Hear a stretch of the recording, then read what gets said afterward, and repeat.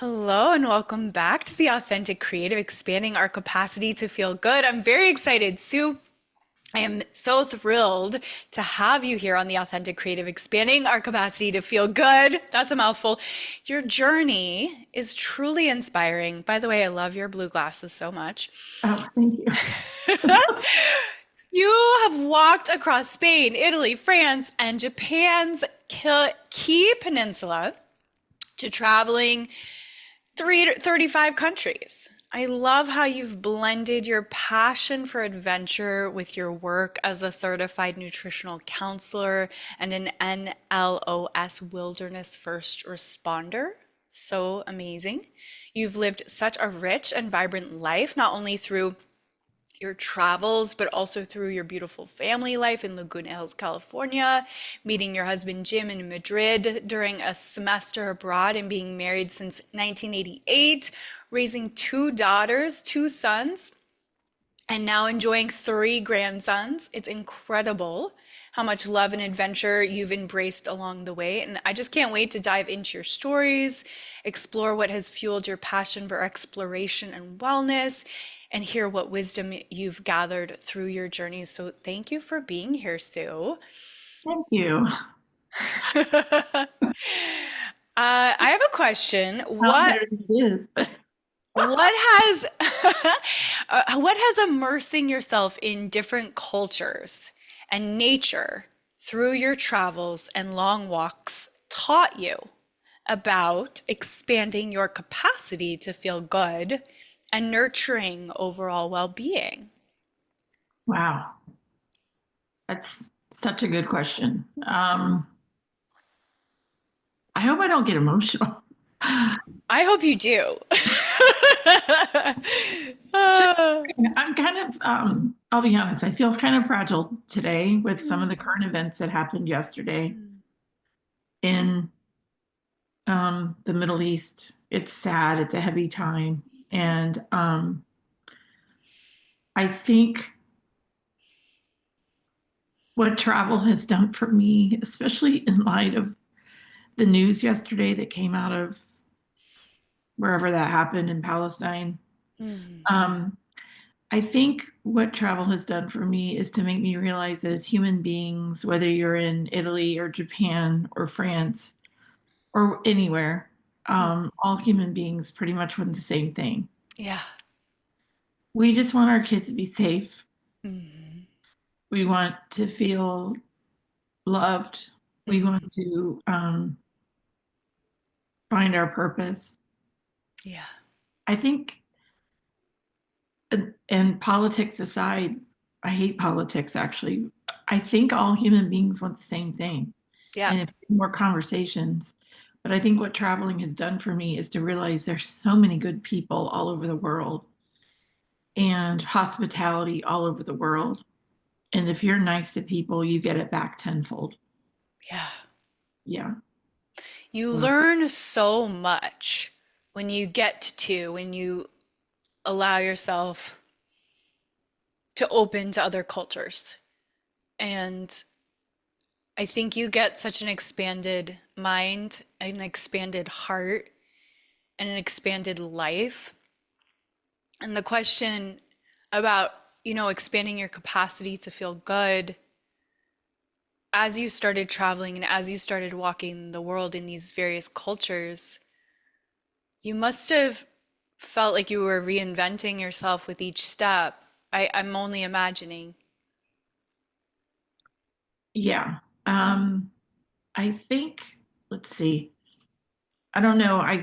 Do you want to hear how it started? Yeah, Like, go okay, for it. so um, I studied abroad in 1987. That's where I met my husband, and we had a pretty tight knit group of friends. And we had the professor who was in charge of our study abroad program, Doctora Mercedes Ungara. I don't know. She was an amazing lady from Spain, and she was like head of our Spanish department at my university in Ohio, Bowling Green State University. Hmm. And I I had like one semester left before I had to graduate. So I Hmm. went to and this was in Ohio, and I went to my advisor and I said, help me figure out what classes to take. And he goes, well, you've taken every class in your major. I was Hmm. like, oh. And he goes, but I'm looking, and he goes, you have so many Spanish classes that if you take a few more Spanish classes, you'll have a minor in Spanish. Why don't you go study abroad? Right. Oh, I've kind of, yeah, what's the deal with that? So it was like actually cheaper than living on campus. And because back then the dollar was really strong compared to the Spanish, I think it was the peseta. It was before the euro. Hmm. And so went to I went to Madrid from January to May on this study abroad program. And back then, every class was in Spanish. It's Oh. not like now. And I remember the first day going, I don't understand anything. I had taken Spanish since seventh grade, and I thought, oh, I can speak Spanish.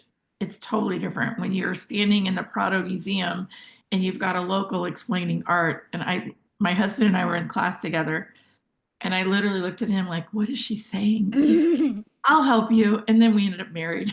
Oh my God, that's so beautiful. But we went to Santiago on a field trip, and the pilgrims were coming in. And back then, you could put your hand on, there's this one place in the cathedral where all the pilgrims would put their hand when they make it from their long pilgrimage.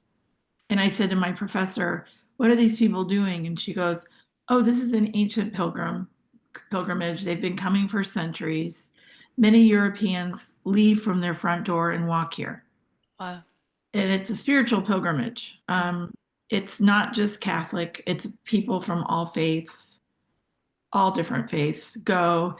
And the legends say, you know, I think it's true, but I don't know. A historian could document this. I'm not sure. But the bones of Jesus Christ's brother are under the cathedral. So that's why it's a pilgrimage. That's how it started. But now Okay. from all faiths, like I walked with people from Israel, I walked with Buddhists. It's just like the most beautiful blend of souls walking on this pilgrim route together. And so I did it in 1918 or 19. I did it in Don't age yourself 2008. like that, Sue. I know. 2000, I did it in 2018. And then I came home. And then in the fall, a woman I had met in Spain said, hey, do you want to walk across Italy with me next summer? I was like, yeah. And then it just so happened like people started saying, if you go back, will you take me? And I thought, maybe there's a need for this. And Hmm. so then COVID happened. Hmm. But during COVID, I joined a class called Made to Do This with Kathy Heller. And that class helped me have the courage and the mindset to think, okay, maybe I can start my own business. Yeah. And so this will be my fourth year taking groups over to Europe. But what Amazing. was so life changing for me, and when you said reinvent yourself, Yeah. that's the key. That was like the key word. You have to understand. This is kind of embarrassing. Okay. When I was a kid, I was always the last kid picked for gym class. Oh gosh, I know that feeling. I was one of the last or the last. I mean, Oh no, I specifically have memories. I will not say their names, but it was like two people that I grew up with would argue, you take Sue. No, you take. oh, that's so painful. It's so That embarrassing. stays with you. It does, but you know what's funny is the girl who never wanted me on her team. By high school, we were friends. Like, Okay. honest, I almost kind of forgot about it, but then in the back of my mind, it was always there because I always felt like I was too uncoordinated or like by high school, everybody's friends. If you grow up in a little town, if you're fun, you don't remember the kid drama so much. I mean, I don't think those people remembered it. I remembered it. Mm. But and I just remember like, and then my dad lettered in every sport, like he was a jock. And then I was like, how am I your kid? I feel like I couldn't even catch the softball. I was on the softball team one day, and at practice the ball hit me in the head and I'm like, I'm done. And my dad's like, you can't quit. I'm like, I'm quitting. So I had this like weird baggage. And then Yes. Yeah. when I walked into Santiago, I had been posting every day for 40 days. Okay. And one of the very first person who commented was a woman who she probably would be so sad if she knew she bullied me. It wasn't really bullying. It was more like she didn't want me on her team. She was one of the first people that like made a comment like, "Oh my God, you're so inspiring. You've Interesting. inspired." Yeah. And like I Yeah. started getting private messages like, "You've inspired me to start walking my dog around the block," or "You've inspired Wow. me to sign up for a 5K." Wow. And I was like, "Oh my gosh." Like, I don't want to make it sound like I'm more important than I am, but like if I could inspire one person to go get more active and be healthy, then I was happy about that. Yeah. In your So, purpose, walking in your purpose and yeah. And being also just active like and and I truly believe that travel changes your life. And yeah. so and that's the other thing. After my semester abroad, I Eurailed around Europe by myself for like 6 weeks solo. Oh, wow. And so travel is not scary to me. And Hmm. I remember one time Kathy Heller, she always says, whatever you can do and other people can't do, that might be one of your purposes to help people. And Yes. so I think nothing of like landing in a country, a third world country even, with no reservations like Anthony Bourdain did, I love it. And so if I can inspire other women my age to step out of their comfort zone and kind of step into discovering themselves through travel and adventure, Hmm. because it does help you reinvent yourself. It really, I get so much joy from being outside that, and like, especially in a strange environment, like, I love being in a foreign country where I don't know. I mean, I know that sounds weird, but No, it doesn't, because there's so many thoughts pinging off in my head right now. Just the expansiveness of booking a trip that gives you, first of all. They say, if you want to feel good, like book a trip. And then that period between booking it and going there, you're just excited. You have something to look forward to. You're already dreaming into it. You're already there. mhm, So there's that part, right? And then there's like being in a different culture or different area, you can't really fully be stuck in your head. You really have to be navigating in the moment, present in your body, mhm, because everything's new. You're forced to be in that Zen, meditative, present moment just by pure nature of the fact that you have to navigate yourself. And even with language, like, oh, I don't know what you're saying, puts you so in present time. So it's kind of like a hack for being your most kind of alive, right? yeah. Well, there's especially when you walk pilgrimages, because in on the Camino, there's an expression called the Camino always provides. And you all I can say it's like a spirit of expectancy. And I it's like almost that. like manifesting miracles every day. Because when you expect a miracle, miracles happen. Yeah, When you look for the good in people, you yeah, find the good in people. yeah. And I can't tell you how many times when I've been on these walks, like the craziest serendipitous synchronous Mystic, yeah, synchronistic synchronistic synchronistic. Thank occurrences. you. Yeah, Just they're things just start to happen. flow because you're looking for it. You're Yes. looking for it and you kind of need it. You're like, depending on the goodness of God, or they say the Camino, like I think it's God for me personally. Hmm. You know, there's always provision, always. Like can't even tell. Like one time I was walking in Italy and I dropped, you know what a buff is? Like a scarf, Okay. those things that you wear skiing around your neck, or you can Hmm. wear the headband. It's Okay. actually a brand, BUFF. And I had a buff that had all my Camino stamps on it, and it's very, Okay. very sentimental. I wear Okay. it all the time. And Yeah. I bought it in Spain, and then I took it to Italy the next day. Well, I got to my lodging to wash it, and I had dropped it. Mm. And I was like devastated. I was so sad.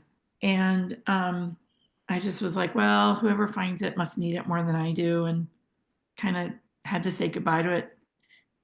2 days later, I'm with my friend Tammy, and I had walked across Italy together, and she's like setting up her bed. She goes, "Oh my gosh, I forgot to tell you. yesterday this guy asked me if I knew anyone that this belonged to. Oh my gosh, I forgot to tell you. A man tied it on the end of his walking stick, and everybody that went by, he would say, "Is this yours?" And she Oh. knew that it was mine.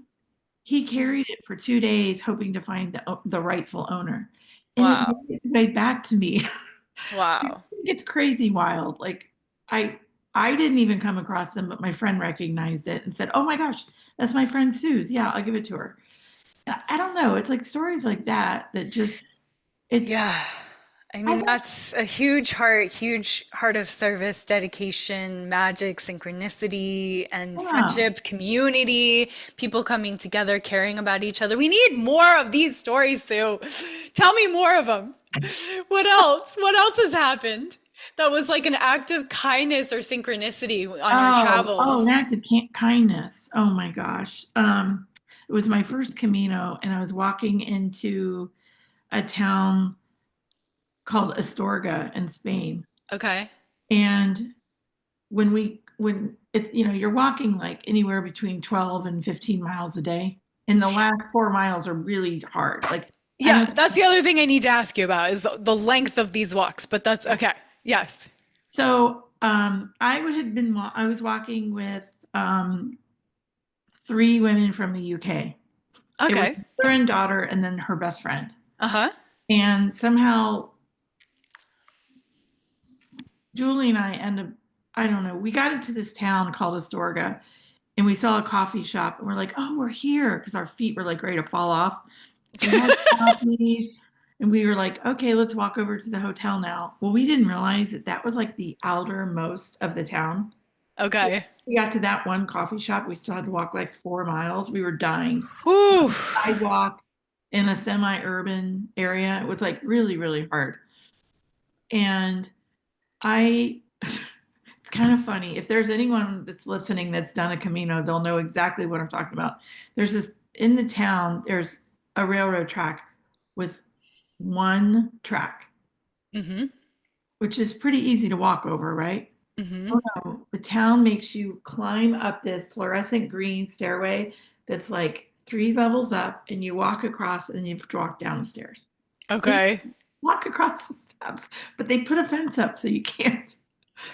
And Okay. Okay. funny thing, it's illegal to cross this. You have to climb it. And Uh-huh. she's like really afraid of heights. So she's like, it's swaying in the wind and she was freaking out. And I was just like so tired. I was so done.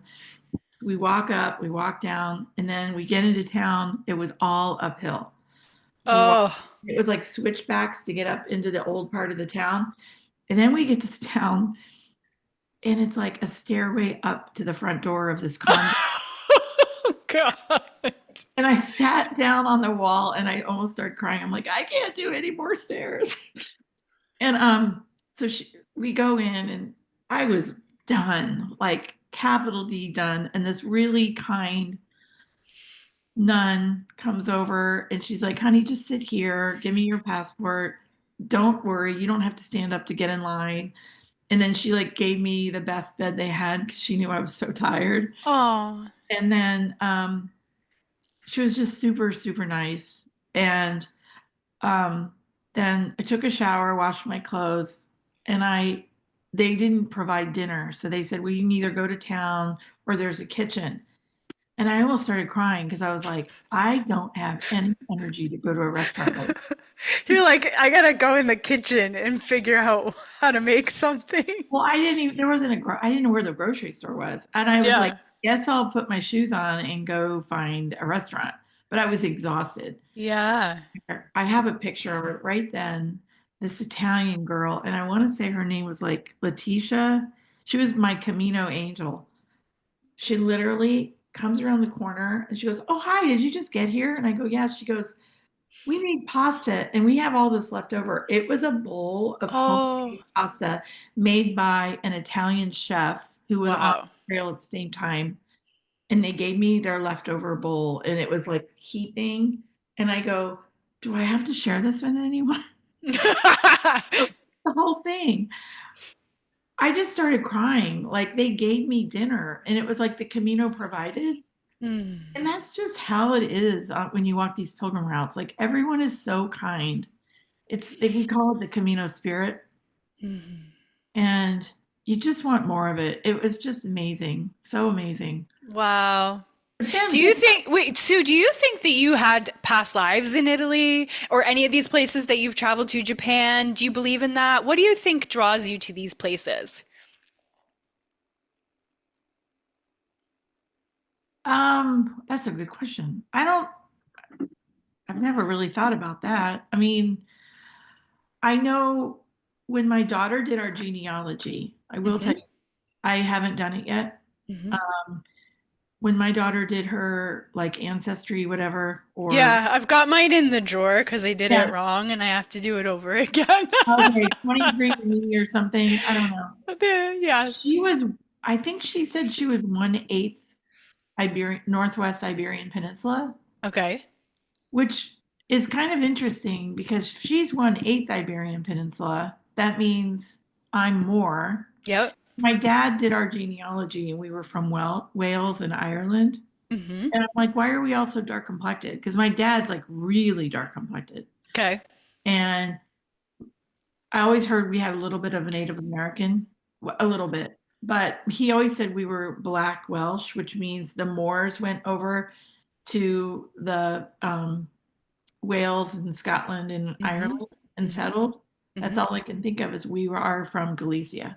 Because there is one town that I went into on the Camino called O Cabrero or O Sobrero. Hmm. And from the time I walked into the town, I couldn't stop crying.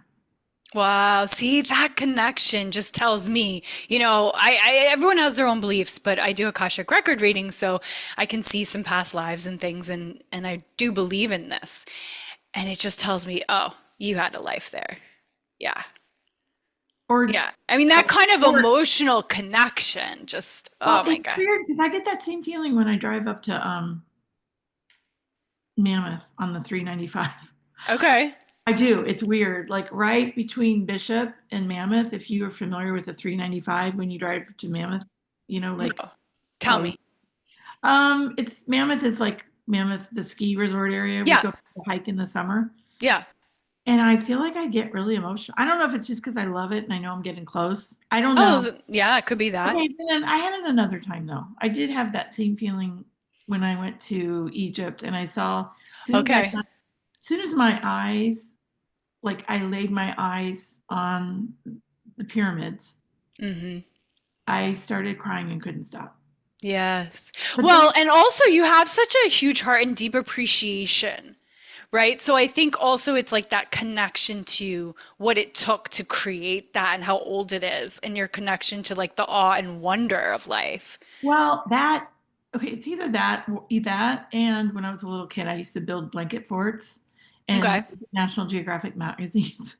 Yeah, there And you I go. would make a Uh, list of where all the places I wanted to travel. So you always had this in you. I did. Yeah. Did Always. your parents travel? Did you guys travel when you were younger, or didn't start until college? My dad was like throw the kids in the back of the station wagon and drive from Ohio to out west. We always said out west. Okay. Mom loved going out west. So she always said out west. Uh-huh. I remember being at the Grand Canyon. I remember my brother and I early memory of like being out on a floaty as a little kid out in the middle of the Great Salt Lake with my brother. Okay. But my dad wasn't a big like let's go to Europe kind of guy. Uh-huh. Put the kids in the station wagon. My mom had the wanderlust. Mm. Would be like, and I got that from her, and I love it. Like if we're driving, I remember one time we were in Hawaii and there was this dirt road, and I said to my husband, "Go down that dirt road. Go down that dirt road." The kids were like, "Oh my God, why do we have to go down?" I was like, "Just go down the dirt. I just feel it in my gut. Something's cool down there." And we went down, and at the end of the dirt road was a waterfall, and all the locals were jumping off the waterfall, and they had a rope swing. So we hung out with locals for like 3 hours swimming. That's awesome. It's like, and I said, see, you only find the cool stuff when you go off the beaten track. You're like Sacagawea. You're like the Oh my God, pioneer. you said that. That's what I say that. You do you? Yeah, I think I have American Indian. I have Native American roots, a little bit, Yeah. not a huge amount. Yeah, But so I live right where the Lewis and Clark Trail is, and like there's a Sacagawea trails, and yeah, all that. no, I always say that. I do.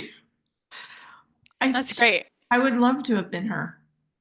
Well, your spirit is the same as hers, and you're doing a similar thing. You're helping people walk home to themselves. So, immersing yourself in different cultures and nature through your travels and long walks taught you about expanding your capacity to feel good and nurturing your overall well-being. We talked about that. How do you integrate both physical health, because these walks are long, they're not short, and mental resilience? How do you build people into like the stamina of the walks? Do they need to practice ahead of time and like get their walking in, like walk 5 miles a day ahead of time before they come on the trip with you? That's yeah. In fact, I just met on Zoom with some clients last week, and I just said, start walking. First thing, get a pair of shoes that are super comfortable, and just start walking. Yeah. Literally just start walking, and then make sure that you buy shoes that are super comfortable. So buy 'em early enough that if you can, have to take them back and switch them out, because sometimes it takes 2 or 3 tries. Wait, And what store are you shopping at that you can bring your sneakers back after REI, you've worn and them? no, they don't pay me to say that. I actually Really? take classes at REI, and I don't Okay, recommend. I didn't know that. No, they're amazing. If you join their membership, I actually mentor pilgrims as a volunteer with American Pilgrims on the Camino, Oh. a local Orange County volunteer, and we teach classes at REI or other sports stores, Oh and we wow. only buy from stores that have that return policy because you have to have comfortable shoes. Your foot swells like a half a size to a size bigger when you walk these routes, so Yeah. it's so important. Okay, Sue, I a couple years ago broke my toe and kept walking on it. I was like, oh, it's fine. Whatever, it'll heal. Was walking in Birkenstocks, made it worse. 2 weeks after, and then I was like, oh, I should like lay down, put it up, put my foot up. After another week of that, icing it, putting it up, I'm like, I should go to the foot doctor. I go to the foot doctor. Long story short is it never like fully healed correctly. And he was like, oh, well, if it keeps being in pain, get surgery. I never wanted to get surgery. Anyway, point being, it's a lot better. But if I'm hiking, because on my retreats, like I'll take women on some little hikes, it'll start to hurt after like, I don't know, maybe 10, 20 minutes. So I'm thinking, how do I do Sue's thing? Because I mean, just some people maybe can't do it, Do you think unfortunately. have you ever had an X-ray recently? Not recently. I The just but the wonder. X-ray showed that it was healed, but clearly it I wasn't wonder. healed properly. And now I'm not a doctor, so I don't know if this is even a thing. But I, because I have it in my foot, I'm just kind of wondering Oh, if there's a tiny bit of scar tissue that has led to arthritis. okay. But so, like, if you eat an anti-inflammatory diet, do Yeah. you notice that some foods make it worse? I notice if it's raining or like if it's wet, That sounds like it'll hurt more. arthritis. Yeah, I have arthritis in my foot, and I went to a doctor. He goes, "Look at your foot, and you can see it. It kind of looks like a oh, let me think, not a spider web. It's actually kind of cool looking on an X-ray. It's like a netting, like a mesh. It looks like a net. Okay. Yeah, Okay. the bones are white. Like it's like it should like a healthy foot would be like black with the white bones. Uh-huh. You see like a cool looking little fine lines of mesh. That's the at least this is what the doctor told me. That's the arthritis. And he goes, Oh. I go, I've never noticed I had arthritis. He's like, how do you walk across? How do you do what you do? I'm like, I don't know, but I do eat like an anti-inflammatory diet. I try really hard, Mhm. and I think maybe that's it. I don't know. Tell And me more about your diet. So what are your go-tos that you love? I avoid gluten Okay. because gluten makes me get inflamed. Yeah. And I Yeah. only eat dairy if it's has what do you call it? Probiotics. Uh-huh. Like I can eat the cheese in France and Italy and it doesn't bother me. Love it. Like you won't see me eating Velveeta 'cause or I can't drink milk. Can we And so, talk about the food in Italy? Can you please, tell me about the food? oh my gosh, it's just like I love going to Italy. Is it all the hype? Because okay, here's the thing. I've never been to Italy in this lifetime, but I think I must have lived there in a past life. I feel very connected, very called, maybe ancestrally. Okay, but like you hear about it and you read about it and one Italian summer and but is it all the hype? Yes, Yeah. and like, okay, so the cool thing that most Americans don't realize, and I didn't even realize this until I went in 2019, because I walked from the Swiss border down to Rome. It took about 40 days. 40 days? Yeah, I literally walked from Wow, damn. right south of the pass all the way Yeah. to Rome. So like I passed through all the different regions. How many hours do you walk every day when you were doing that? Like 12 miles. Like Okay. you leave at like 7 and I can't walk before coffee. I just 12 can't. miles isn't horrible. No, some days you had to walk farther, but for the most part, 12 miles, right? Okay. And so we walked first. The region was like the Aosta Valley, Aosta. It looks like Aosta Valley, or in Italian, they say Val d'Aosta. Okay. And then, so then we walked from like, and then we went through, oh God, what's that region called? Emilia Romagna, and then Tuscany, and then Umbria. So you're walking through all these regions. The most frustrating thing, and I never knew this, is when you think of Italian food, what do you think of?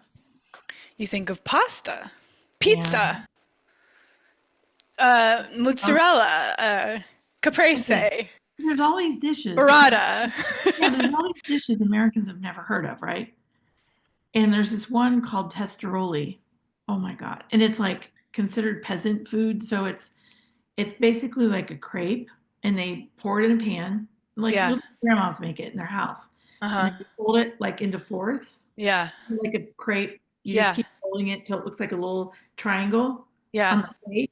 Yep. And they give you like three of those on a plate. And it usually comes with either homemade pesto with a few pine nuts sprinkled on top, or the savory dessert kind is like brown sugar and caramel, like caramelized butter. Hmm. It's either sweet or savory. Well, I was in this town called Pontromoli, which is like north of Tuscany, and I loved it. I was like, this is the best thing I've ever eaten. And I had only had it in that one town. So I get to the next town the next day and I asked for that. And the guy laughed at me. He's like, no, no, no, that's only in the last town. There's all these little dishes that are like only in those towns Oh, that we've never even heard of. So like yeah.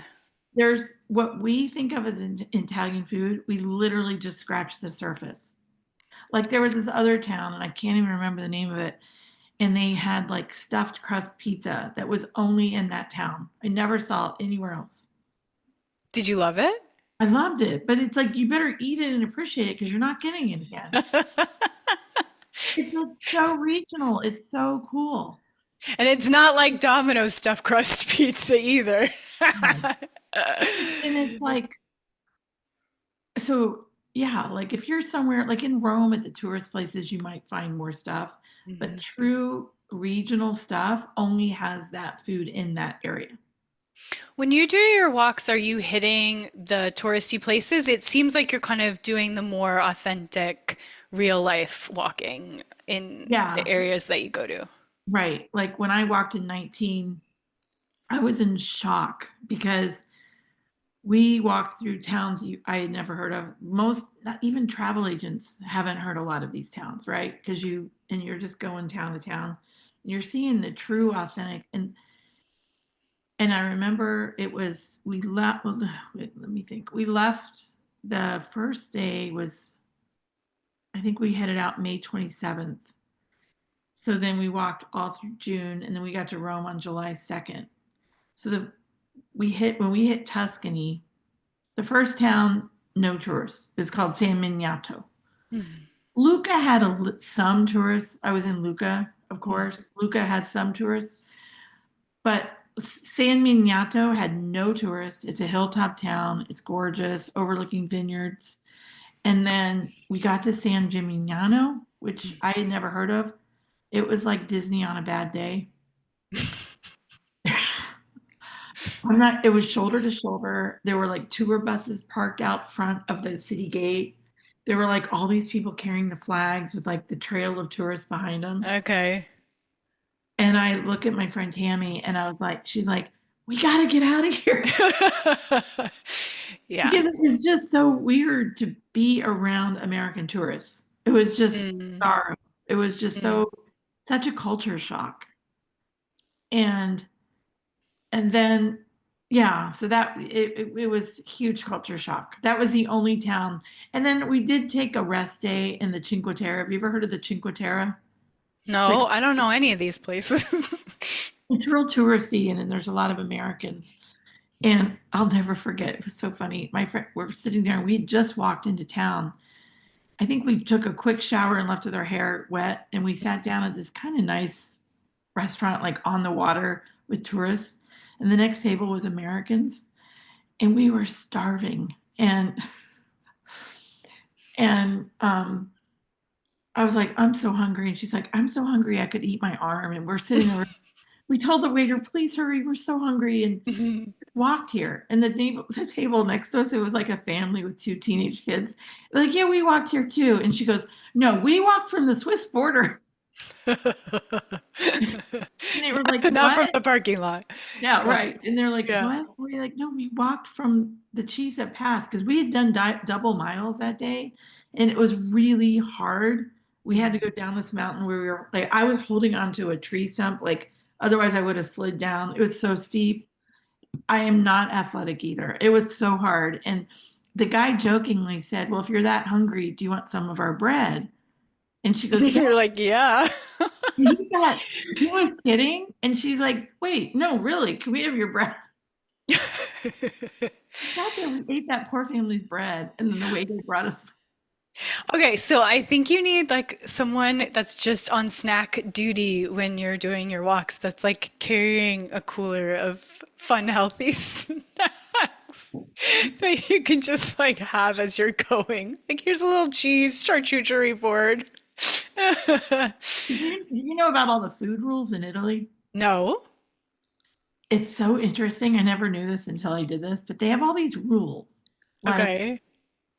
in fact, that day when we were really hungry, she ordered, or one of us ordered a pasta with shrimp on it. Okay. And so the waiter comes by and she goes, can I get some Parmesan cheese? And he goes, no, no, no, no, no, no. Because you Uh, don't put cheese on seafood ever, yeah. Okay. ever. It's Yeah, like, I mean, I don't salt. think I don't tend to do that.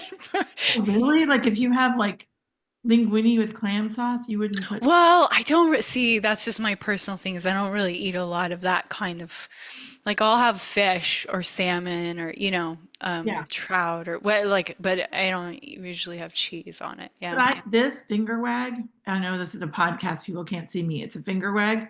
We'll I see got, on the YouTube version. Yeah. oh no, really? Oh shoot. Okay, You look great. I got the finger wag no fewer than three times. And it was one when we asked for cheese with fish.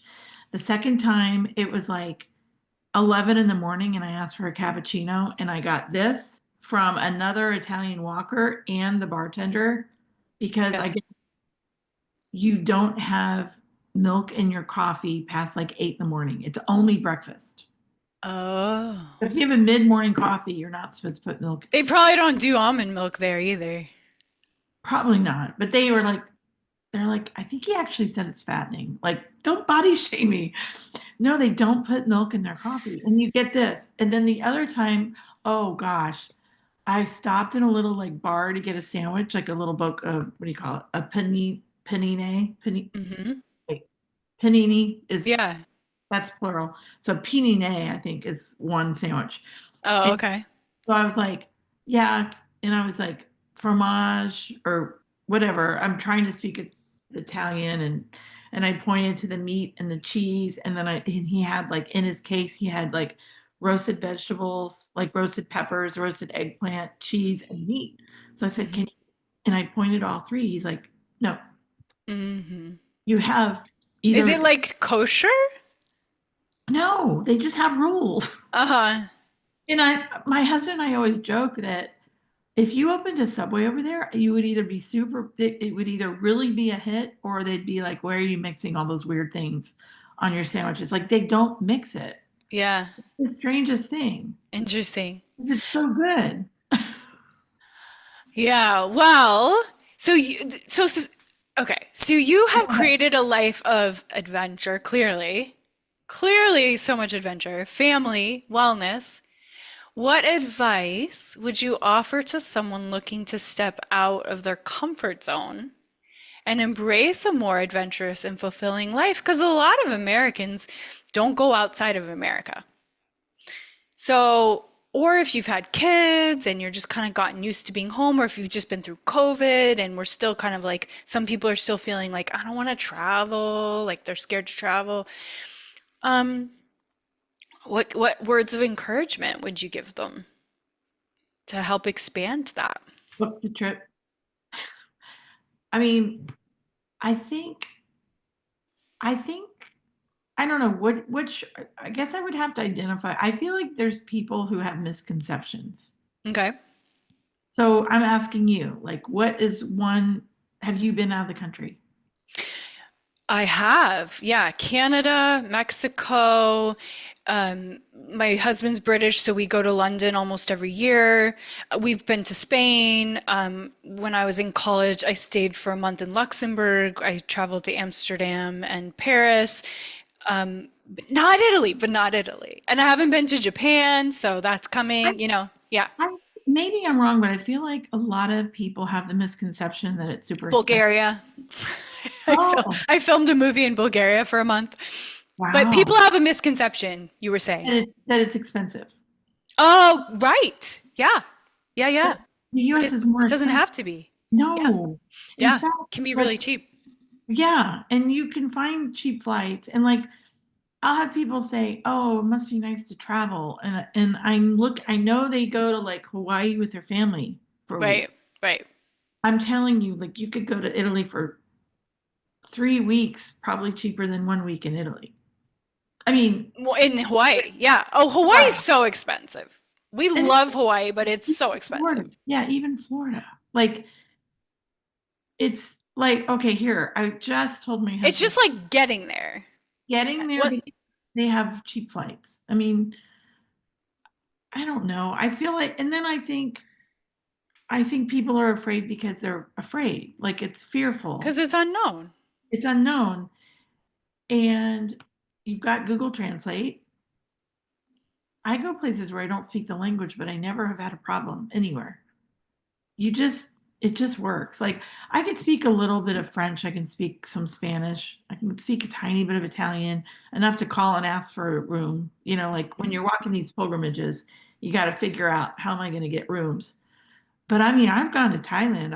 I can't even read Japan. I don't know how to say one thing in Japanese. Like I've been to, but I don't know why. It's like something magic happens. I can't explain it, but humans know what the other person's. It's not that hard to communicate. It's not that scary.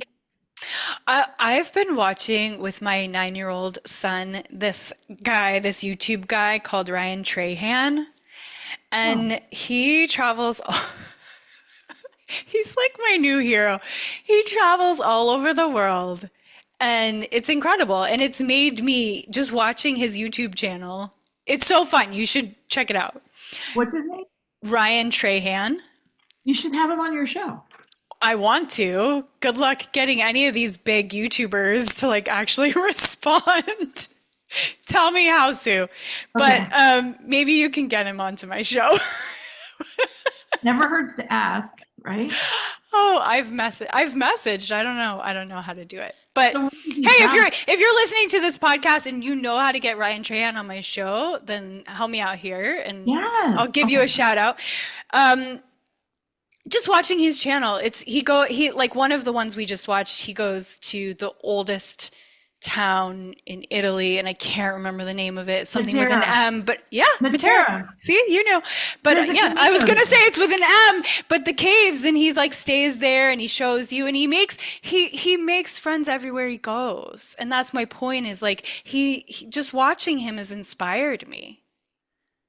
Because he doesn't really, I mean, he like, picks things up like you're saying, but he just Yeah. kind of makes friends, and he has the same attitude you do of like bringing out the kindness in people, seeing the good in people, thinking that it's easy and then therefore it will be. I mean, yes, you've had challenges that you've explained, which I also want people to not feel discouraged because, we've talked about a few stories where you're like, it was so hard, it was so hard, it was exhausting, Oh, the we're hiking. so hungry. So Yeah. maybe let's end with a story that is going to be not like we're Oh, exhausted and worn out. Like what do I, you think would be a good ending story here? thing is, I hope I didn't like make it sound miserable. The thing is, like, when it's really hard, that's the best feeling in the world afterwards. Yes. Like, I hope I didn't make it sound like we were hungry and tired. We laugh about it now though, but it was hard. Like, but then I look back and I can look at a map and be like, oh my gosh, I literally walked from France over the whole top of Spain. Or I can look at a map of Italy and be like, I have literally, with my own 2 feet, walked all the way down. And there's like a feeling of accomplishment that is unbelievable. Like on my trip, I lead women to France, right, with my Mhm. company. And there's this, it's like 11 days of walking or 10 days of walking. In the middle, the very middle day, like halfway through the trip, is our hardest day. And there's really no other way to do it because the towns are that far apart. And it's like 18 miles. And I always tell people, you got to plan for this day, you got to train for this day. And I say, just walk, stretch, learn some yoga poses to stretch out your muscles.